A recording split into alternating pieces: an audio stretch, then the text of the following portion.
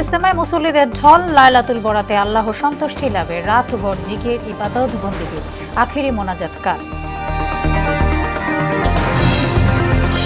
ঐক্যমত কমিশনের সঙ্গে বিকেলে বিএনপির বৈঠক, জনগণের কাছে ক্ষমতা ফিরিয়ে দিতে অন্তর্বর্তী সরকারের প্রতি আহ্বান রিজভীর।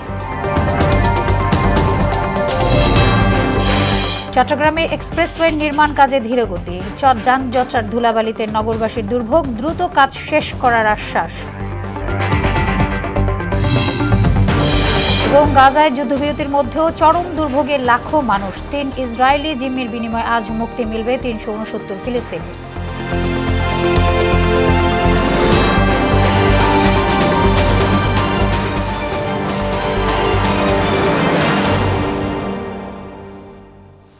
আসসালামু আলাইকুম, সবাইকে মোহনা সংবাদে স্বাগত। শুনছিলেন শিরোনাম, আর পুরোটা সংবাদ জুড়ে আছি আমি সোনিয়া ইসলাম।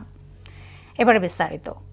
টঙ্গীর তুরাগ তীরে চলছে ৫৮তম বিশ্ব ইজতেমার দ্বিতীয় দিনের আনুষ্ঠানিকতা। সৌভাগ্যের রজনী পবিত্র শবে বরাতকে গুরুত্ব দিয়ে ইজতেমার দ্বিতীয় ধাপ শুরু হওয়ায় রাতভর জিকির, ইবাদত, বন্দেগীতে মশগুল ছিলেন ধর্মপ্রাণ মুসল্লিরা। এরপর দিল্লির নিজামুদ্দিন মার্কাসের সাদ কান্দুলির ছোট ছেলে মাওলানা ইলিয়াস বিন সাদ আর বয়ানের মধ্য দিয়ে শুরু হয় দ্বিতীয় দিনের কার্যক্রম। এ সময় সব মুসলমান এক হয়ে আখলাকের সঙ্গে সবাইকে কাজ করতে আহ্বান জানান সাদপন্থী মুখপাত্র নিজামুদ্দিন মার্কাজ। সুষ্ঠুভাবে ইজতেমা শেষ করতে সব ধরনের ব্যবস্থা নেওয়া হয়েছে বলে জানান জিএমপি কমিশনার। মুসলমানের সাথে কোনো রকম ঝগড়া ফাসাদের মধ্যে লিপ্ত না হয়। আপনারা যদি ফজরের বয়ান শুনে থাকেন দেখবেন ওইটার মধ্যে বিরাট একটা অংশ এটা নিয়ে আলোচনা করেছেন যে সামাজিকতা আমাদের কিভাবে আরো সুন্দর থেকে সুন্দর হতে পারে, আখলাকের লাইনে আমরা কিভাবে আগে বাড়তে পারি। তো আমরা এটাই মেসেজ দেব আমাদের পুরো দেশবাসীকে। ইজতেমা নিরাপত্তা সম্পূর্ণ ভালো আছে এবং ভালো থাকবে। শুধু আমরাই একাই নিরাপত্তা দিচ্ছি না, এখানে অন্যান্য বাহিনীরও নিরাপত্তা দিচ্ছে, আমাদের পর্যাপ্ত ফোর্স আছে। আমার কাছে মনে হচ্ছে সার্বিক নিরাপত্তা ভালো আছে। আগামীকালকে সবকিছু ঠিক থাকলে 12টায় আখেরি মোনাজাত হবে। প্রধান উপদেষ্টা ডক্টর মোহাম্মদ ইউনূসের নেতৃত্বে গঠিত 7 সদস্যের জাতীয় ঐক্যমত কমিশনের কার্যক্রম আনুষ্ঠানিকভাবে শুরু হতে যাচ্ছে আজ। কমিশনের প্রথম বৈঠক অনুষ্ঠিত হতে যাচ্ছে বিএনপির সঙ্গে। 6 মাস মেয়াদী এই কমিশন পর্যায়ক্রমে দেশের রাজনৈতিক দলগুলোর সঙ্গে বৈঠকে বসতে যাচ্ছে। বিএনপির মিডিয়া সেলের সদস্য শায়রুখ কবির খান জানান, বিকেলে রাজধানীর ফরেন সার্ভিস একাডেমিতে হবে এই বৈঠক। প্রধান উপদেষ্টা ডক্টর মোহাম্মদ ইউনূসের নেতৃত্বাধীন কমিশনের সঙ্গে অনুষ্ঠিত হতে যাওয়া বৈঠকটিতে বিএনপির প্রতিনিধি দলের নেতৃত্বে থাকবেন দলের মহাসচিব মির্জা ফখরুল ইসলাম আলমগীর। ফরেন সার্ভিস একাডেমির সামনে আছেন আমাদের সহকর্মী তানজিদ ভুইয়া, সরাসরি যুক্ত হচ্ছি তার সাথে। তানজিদ,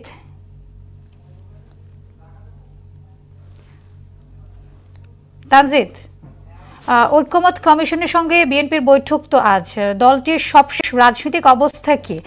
কমিশন কি তারা কি বলতে চায়?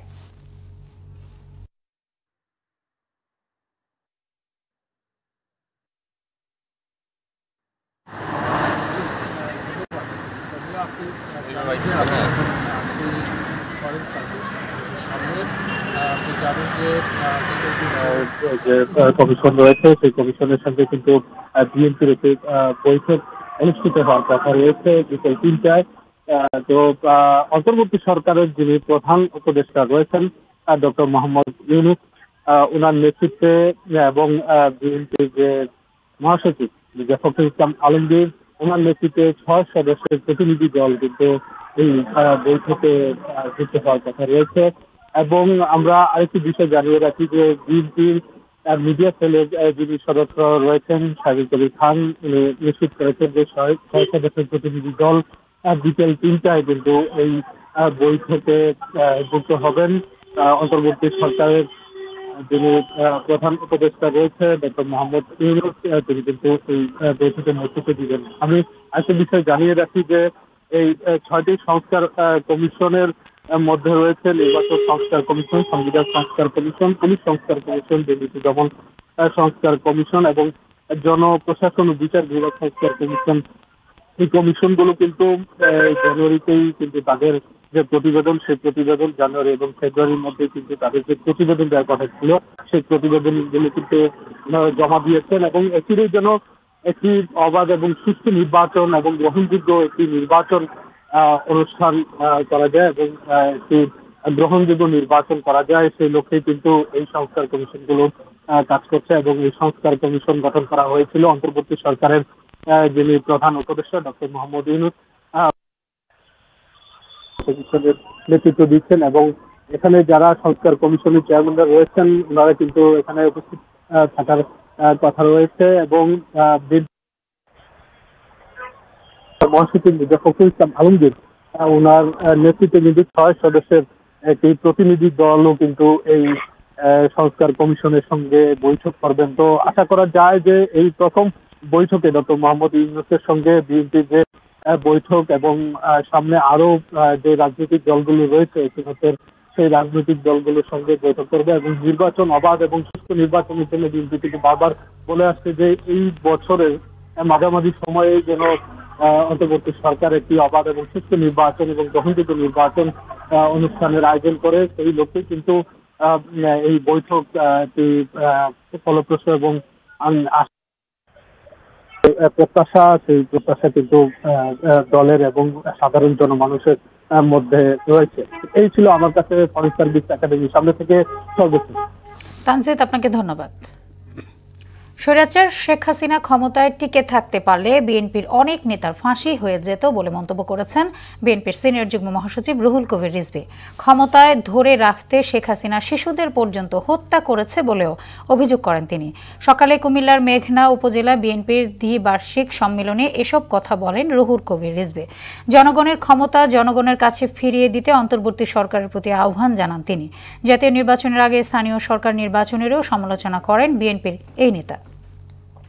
আমরা প্রত্যাশা করি এই সরকার জনগণের ক্ষমতা আগে জনগণকে ফিরিয়ে দিবে জাতীয় সংসদের নির্বাচনের মধ্যে। জাতীয় সংসদ নির্বাচন হচ্ছে রাজনৈতিক দল নির্বাচন করবে, এলাকায় এলাকায় সংসদ সদস্য প্রার্থী দেবে এবং যাদেরকে খুশি জনগণ তাদেরকে ভোট দিয়ে যে দল বেশি সিট পাবে, আসন পাবে, তারা সরকার গঠন করবে। দর্শক, আমরা আবারও যুক্ত হচ্ছি ইজতেমার টঙ্গীতে। সরাসরি সেখানে যুক্ত হচ্ছেন আমাদের সহকর্মী আতিকুর রহমান। আতিক, বিশ্ব ইজতেমার মুসল্লিদের উপস্থিতি কেমন দেখছেন আর সার্বিক পরিস্থিতি কি আছে সেখানকার অবস্থা জানাবেন।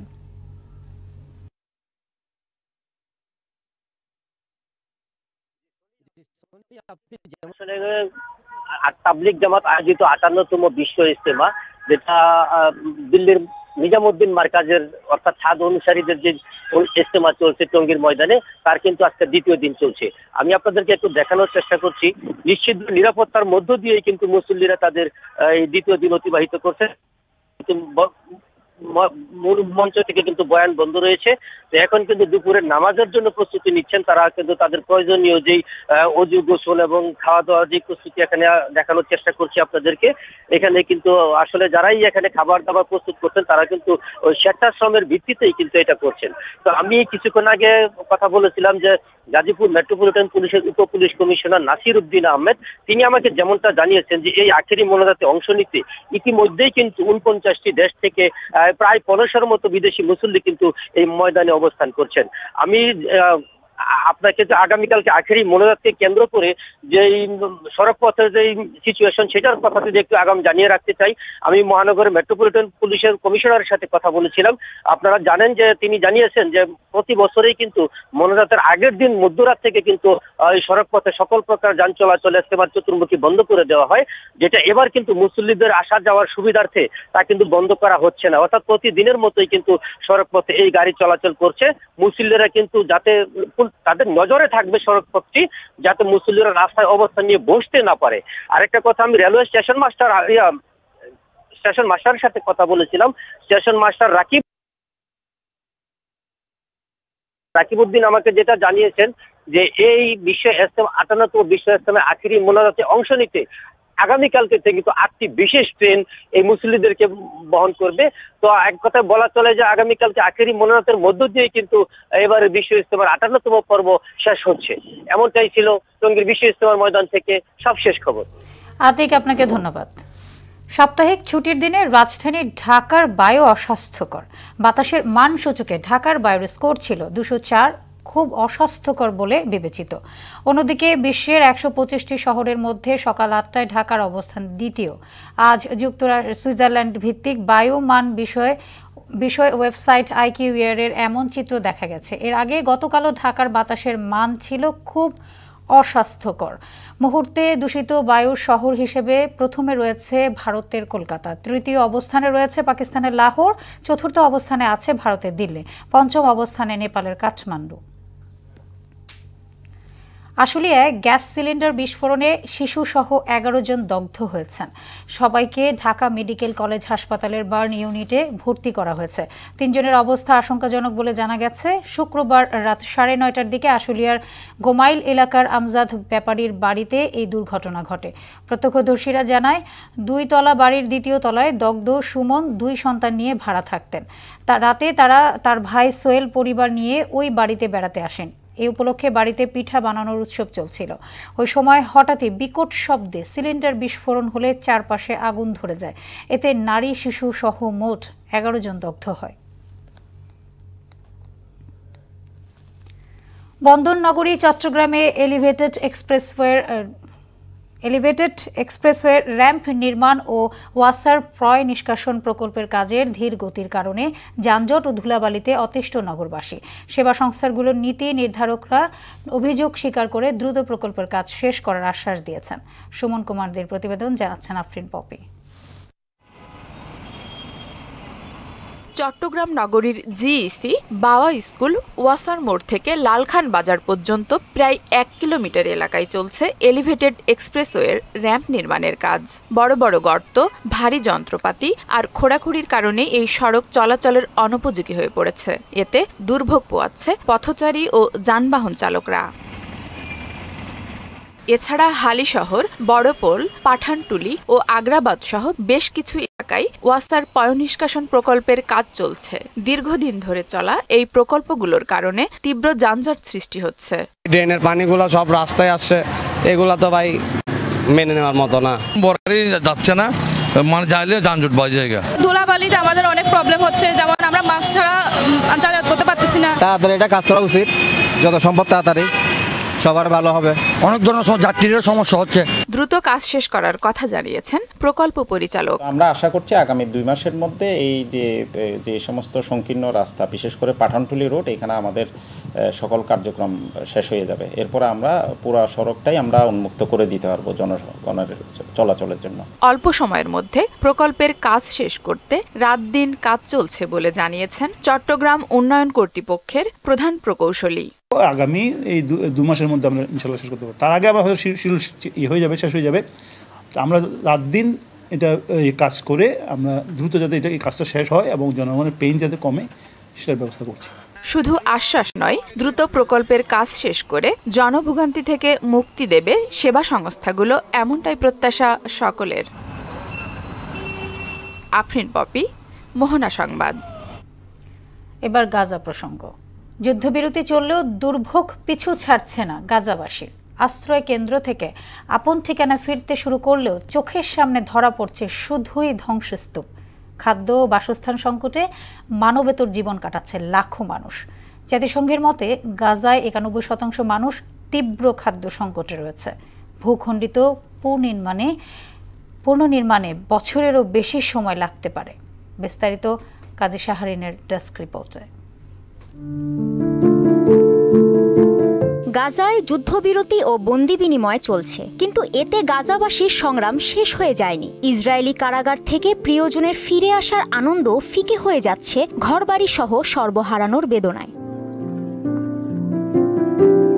যুদ্ধবিরতির পর কষ্ট ও ভোগান্তি যেন আরও বেড়ে গেছে। বাড়ির জায়গাটি শনাক্ত করতে পারলেও সেখানে ধ্বংসস্তূপ ছাড়া আর কিছুই নেই। ফিলিস্তিনিরা বলছেন, এ ফিরে আসাতেও আনন্দের চেয়ে দুঃখই বেশি।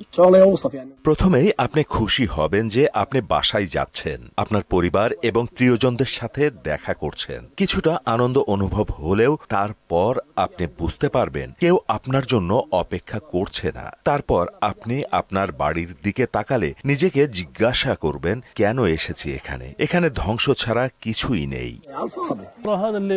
আমি কল্পনা করেছিলাম যুদ্ধের পরে আমার বাড়িটি কেমন হবে, কিন্তু এটি আমার প্রত্যাশার চেয়েও খারাপ। ফিরে আসার পর মনে হচ্ছে জায়গাটি আগ্নেয়গিরির অগ্ন্যুৎপাত বা ভূমিকম্পের সম্মুখীন হয়েছে। আমার বাড়ি চলে গেছে এবং আমাদের আর কোথাও থাকার জায়গা নেই। সবকিছুই অন্ধকার হয়ে গেছে। যুদ্ধবিরতি নিয়ে আমরা খুশি হব নাকি আমাদের চারপাশে ধ্বংসলীলা নিয়ে দুঃখ করব জানি না। আমাদের আবেগ এতটাই জটিল যে সেগুলো প্রকাশ করা কঠিন। ইসরায়েলি বর্বরতায় গাজার ২৫ লক্ষ মানুষকে পালিয়ে বাঁচতে হয়েছে। জাতিসংঘের তথ্য মতে মোট জনসংখ্যার ৯০% অভ্যন্তরীণভাবে বাস্তুচ্যুত হয়েছে। শুধু তাই নয়, মানবিক অঞ্চল যা ফিলিস্তিনিদের নিরাপদ আশ্রয় ছিল সেখানেও ইসরায়েলি সেনারা বিমান হামলা চালায়। আগে যেখানে কৃষিজমি ছিল, এখন সেখানে হাজার হাজার তাঁবু ও অস্থায়ী কাঠামোর অস্তিত্ব। গাজায় ৯১% মানুষের খাদ্য সংকট মেটানোর বড় চ্যালেঞ্জ হল কৃষিজমির ক্ষতি। ইসরায়েলি হামলা শুরুর প্রথম বছরে গাজার প্রায় ৬৮% কৃষিজমি ক্ষতিগ্রস্ত হয়েছে।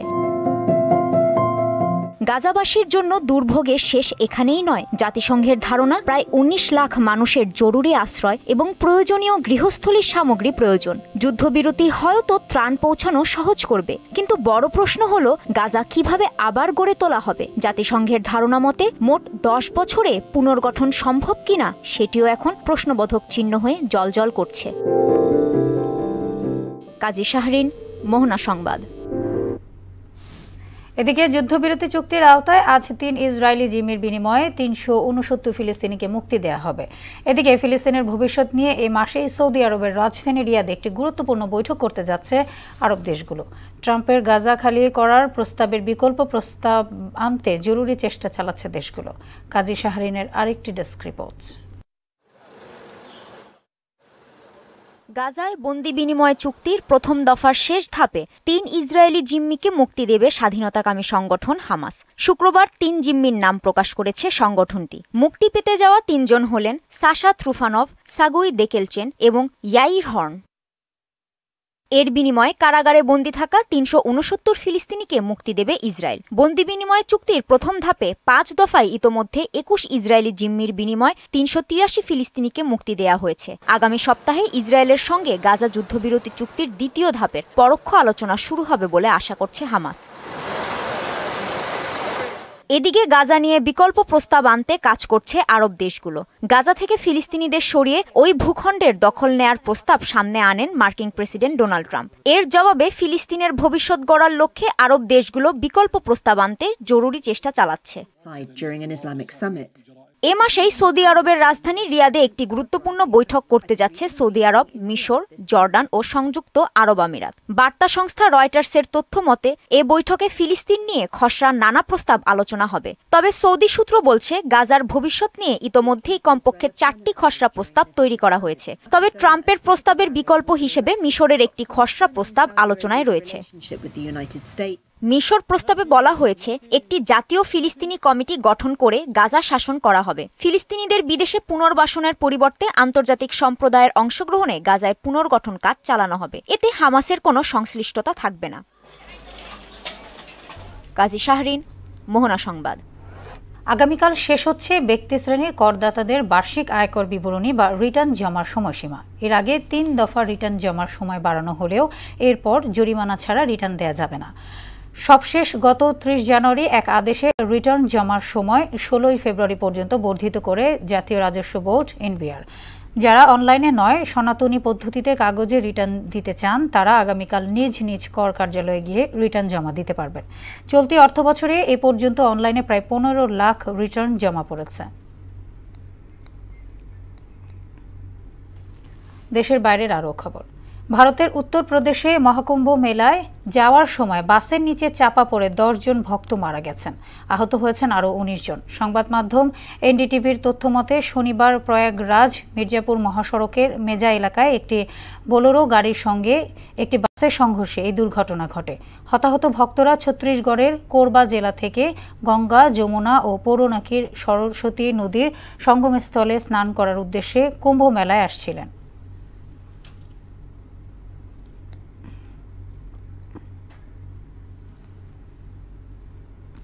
শেষ করব মোহনা সংবাদ, যাবার আগে শিরোনামগুলো আরও একবার।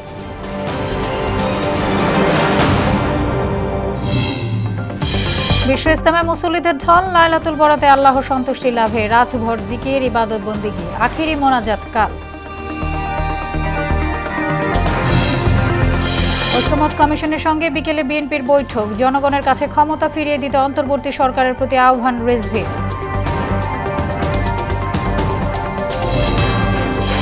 চট্টগ্রামে এক্সপ্রেসওয়ে নির্মাণ কাজে ধীরগতি, যানজট আর ধুলাবালিতে নগরবাসীর দুর্ভোগ, দ্রুত কাজ শেষ করার আশ্বাস। এবং গাজায় যুদ্ধবিরতির মধ্যে চরম দুর্ভোগে লাখো মানুষ, 3 ইসরায়েলি জিম্মির বিনিময়ে আজ মুক্তি মিলবে 369 ফিলিস্তিনি।